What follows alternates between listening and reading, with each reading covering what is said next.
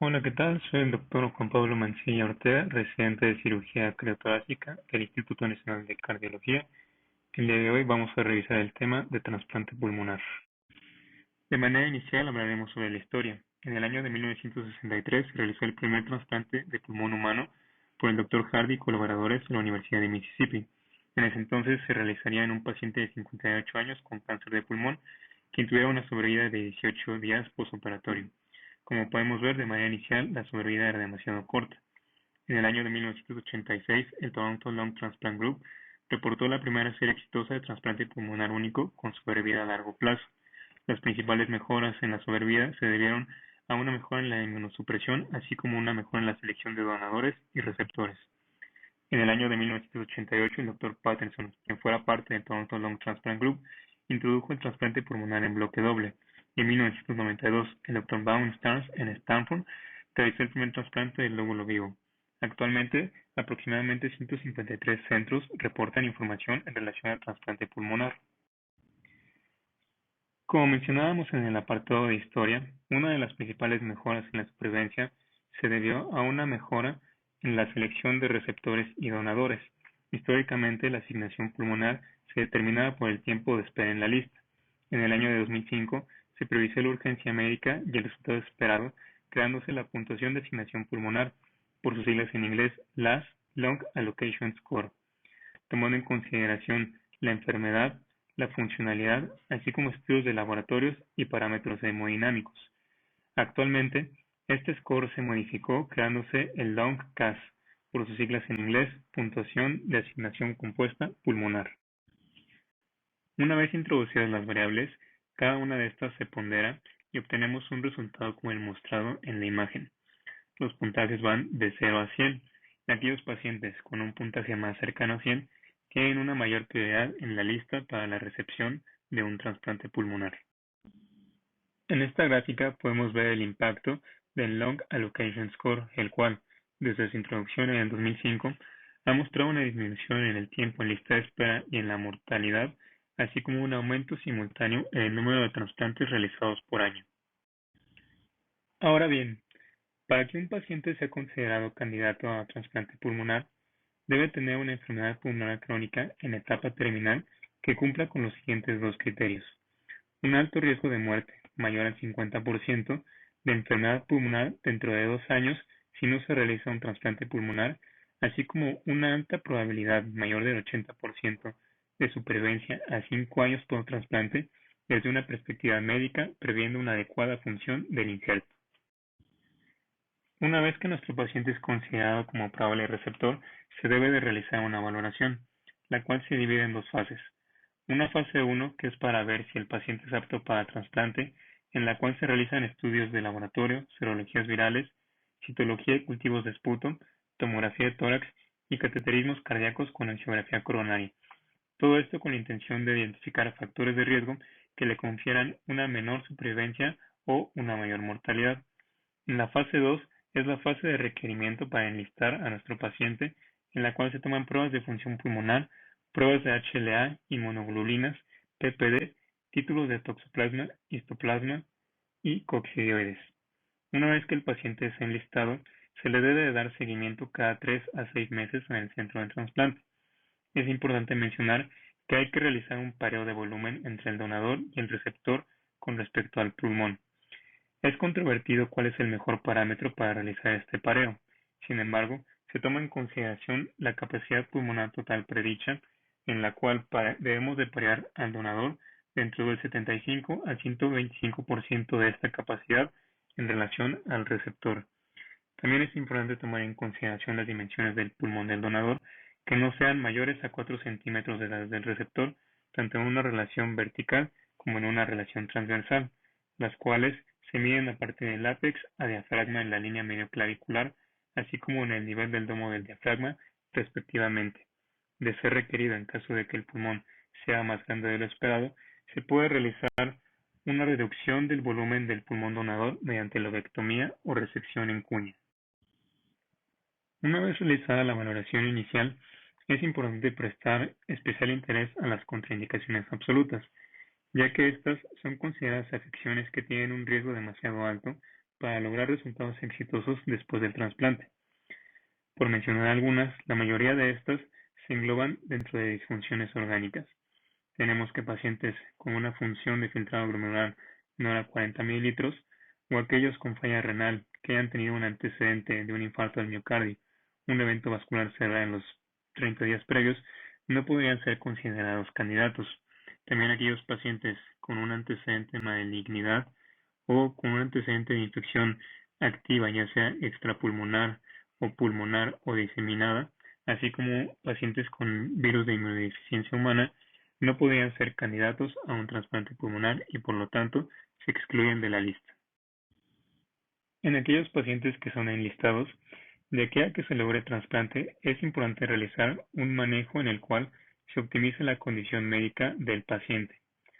Aquellos pacientes con hipoxemia requerirán de oxígeno suplementario con la intención de lograr una saturación mayor al 90% o una presión de oxígeno arterial mayor a 60 milímetros de mercurio. Es importante realizar un manejo adecuado en cuanto al balance de líquidos, con restricción de estos, así como un ajuste en la terapia diurética.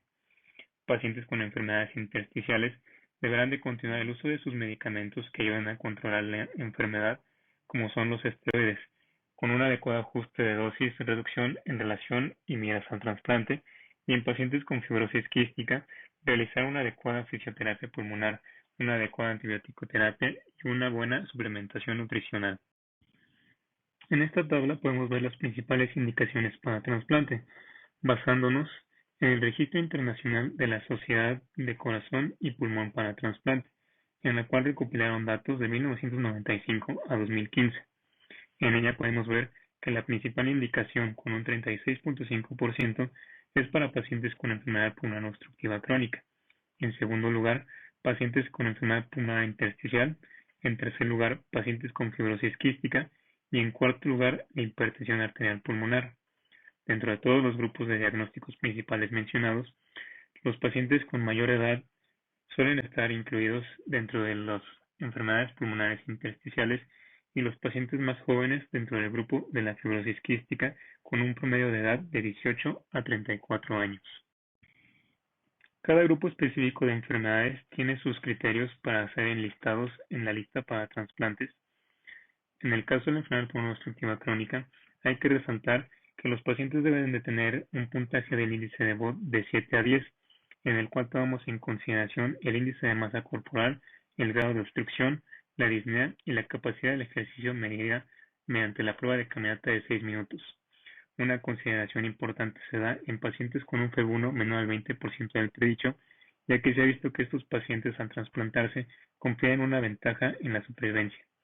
Para los pacientes con enfermedad pulmonar intersticial, debemos de tener fibrosis evidenciada mediante tomografía con alguno de los siguientes factores de riesgo, ya sea una disminución absoluta en la capacidad vital forzada de más del 10% o una disminución de más del 10% en la difusión pulmonar del monóxido de carbono, o, en caso contrario, una disminución absoluta de la capacidad vital forzada de más del 5%, junto con evidencia radiográfica de progresión. En pacientes con fibrosis quística hay que prestar una especial atención al FEV1, ya que es el mejor predictor individual de mortalidad, con lo que aquellos pacientes que presenten un FEV1 menor al 25% del predicho o un decremento de más del 30% en el último año deben de ser considerados para trasplante pulmonar.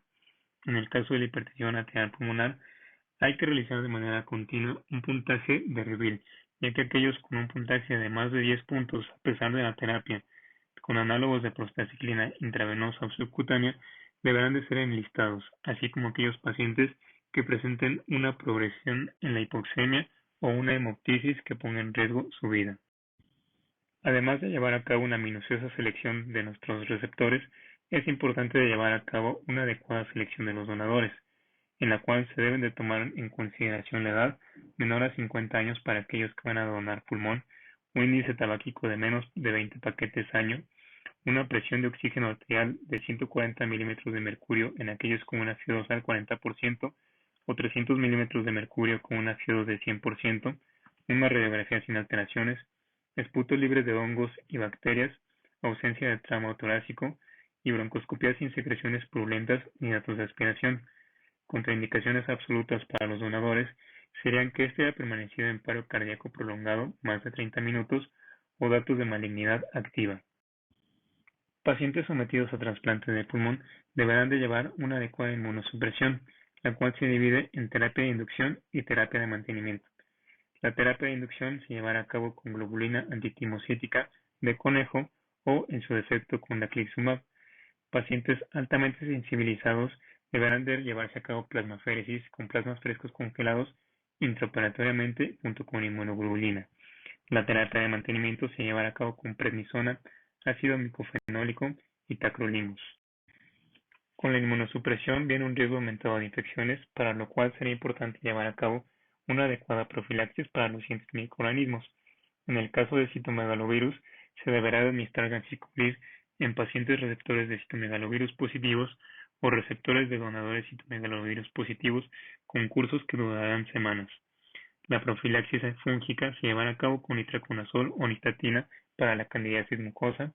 En el caso de Pneumocystis jirovecii, con pentamidina aerolizada o trimethoprim-sulfamethoxazol.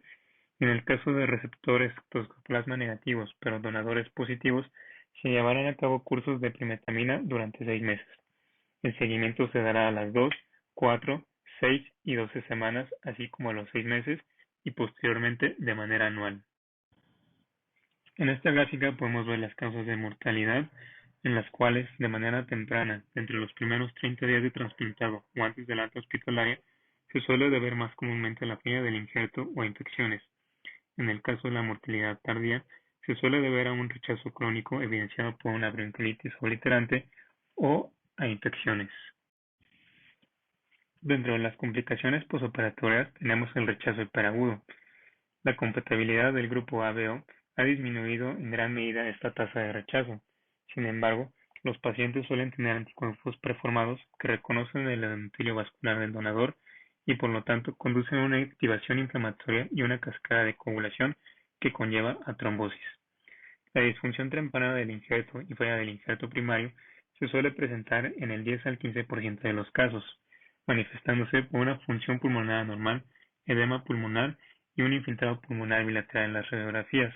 Suele estar ligado a la lesión por isquemia reperfusión junto con otros factores que pueden influir, como la contusión al pulmón, una preservación inadecuada o el uso de circulación extracorpórea. El tratamiento suele ser de soporte, basado principalmente en el uso del ECMO y la administración de óxido nítrico inhalado.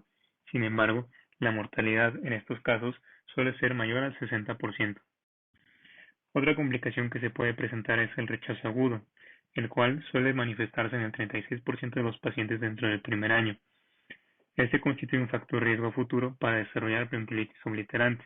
Clínicamente, los pacientes presentarán fiebre, disnea, una disminución en la presión arterial de oxígeno, una disminución en el FEV1 y la capacidad vital forzada, así como un infiltrado intersticial bilateral en la radiografía. Es importante hacer un diagnóstico diferencial con la infección, para lo cual deberemos de realizar una broncoscopía con lavado broncoalveolar y toma de biopsia del parénquima transbronquial con tal de mínimo 5 muestras. En la biopsia encontraremos un infiltrado perivascular linfocítico y dependiendo de la intensidad de este, será el grado que se otorgará.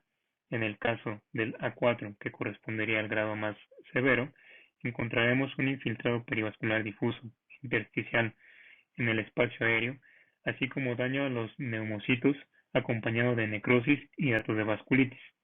El tratamiento se basa fundamentalmente en el aumento y ajuste de la inmunosupresión junto con controles de biopsias transbronquiales cada 10 a 14 días tras el término de la terapia para valorar la respuesta. Además del rechazo hiperagudo y agudo, podemos tener un rechazo crónico, la cual se presentará como una bronquiolitis obliterante. Generalmente, esta se manifestará 6 meses a un año posterior al trasplante. Para el quinto año, alrededor del 50% de los pacientes trasplantados presentarán datos de bronquiolitis obliterante. El diagnóstico se suele realizar a través de la biopsia transbronquial, en la cual observaremos un infiltrado eosinofílico denso, tejido conjuntivo submucoso abundante que ocasionará la obliteración de la vía aérea. Clínicamente, el paciente presentará tos, disnea, una disminución en la presión de oxígeno arterial y una disminución del FEV1. Las pruebas de función pulmonar constituyen una herramienta útil para poder catalogar la severidad de la bronquiolitis obliterante, en la cual el grado más severo, que constituye el grado 3, tendremos una disminución del FEP1 del 50% con respecto a la basal. Finalmente, a largo plazo, la tasa de supervivencia va a los 3 meses del 88% a los 10 años de un 32%, con una media a los 5 años de 53%. Pacientes con enfermedad pulmonar obstructiva crónica o enfermedad pulmonar intersticial tienen un peor pronóstico en comparación a sus pares. Es importante mencionar que los receptores de trasplante pulmonar conllevan un mayor riesgo de neoplasia en comparación a la población general, esto debido principalmente a la inmunosupresión crónica. Principalmente, suelen manifestarse con desórdenes linfoproliferativos en un 6% de las personas. Con esto terminamos la revisión inicial del tema de trasplante pulmonar. Gracias.